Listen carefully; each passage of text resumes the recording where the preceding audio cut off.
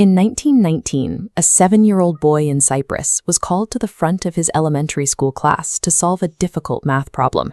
He hadn't studied, but as he touched the chalk to the board, his hand wrote with a speed and precision far beyond his years.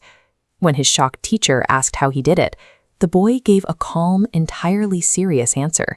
He claimed an invisible Dominican monk from centuries past had stepped next to him, taken control of his hand, and written out the solution.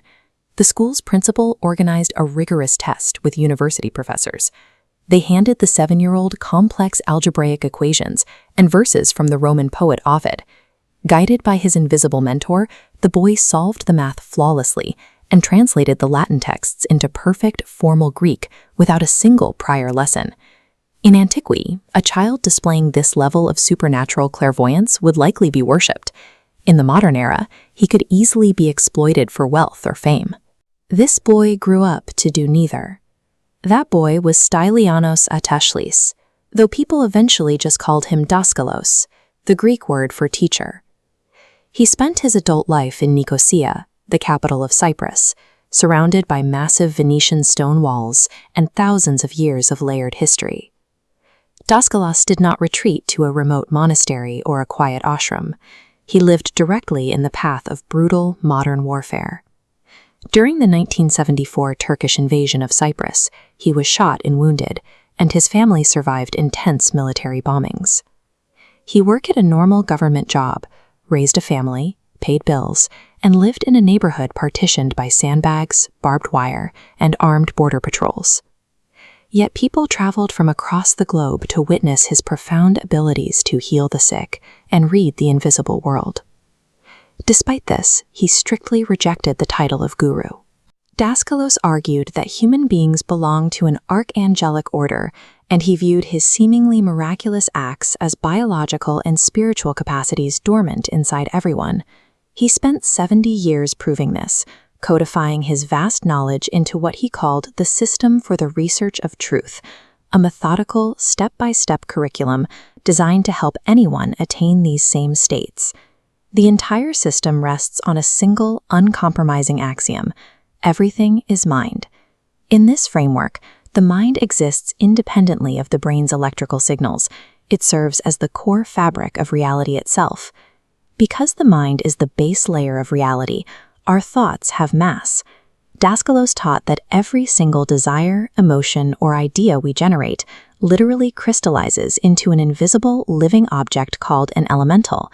These elementals carry the exact frequency of the emotion that birthed them. Daskalos pointed out a significant paradox. When peace demonstrators march with an aggressive, hostile vibration of anger, they generate destructive, war-loving elementals. Instead of promoting peace, they broadcast invisible conflict into the people they protest against. This mechanism is happening all the time. Driven by unchecked egos and reactive emotions, humans are constantly building chaotic realities, filling their own environments with a suffocating smog of hostile thought forms. If everything truly is mind, any attempt to heal ourselves or repair the world is impossible until we stop accidentally manufacturing these invisible monsters. To stop creating them, Daskalos moved his teaching away from abstract philosophy and demanded a rigorous daily science from his students. He called it introspection.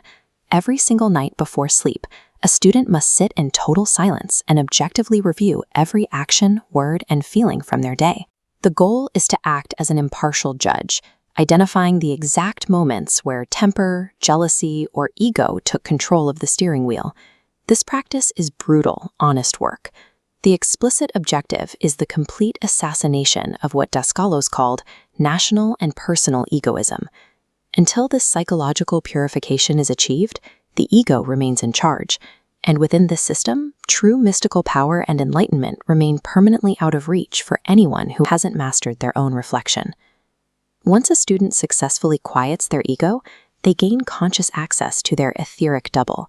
This is the invisible energy blueprint that mirrors and sustains the physical human body.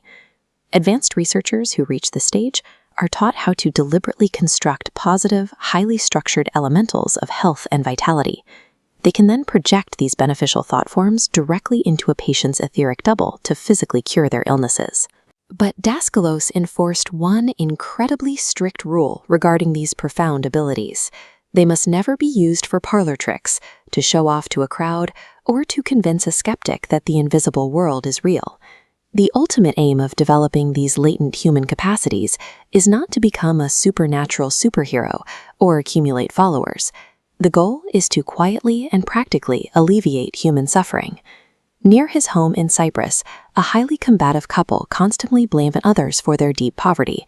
One day, they brought the local police directly to Daskalos' door, falsely accusing him of stealing from them. Facing the police and his accusers, Daskalos calmly listed the exact dates and amounts of cash he had recently slipped anonymously under their front door. He was the secret benefactor, making sure they didn't starve. The reveal of his charity was significant, but his internal response was the true evidence of his work. Falsely accused by the very people he saved, he felt zero insult, anger, or betrayal. Because his ego was entirely dead, he met their hostility with absolute unflinching peace. True spiritual enlightenment isn't found by escaping the physical world or by sitting at the feet of a guru.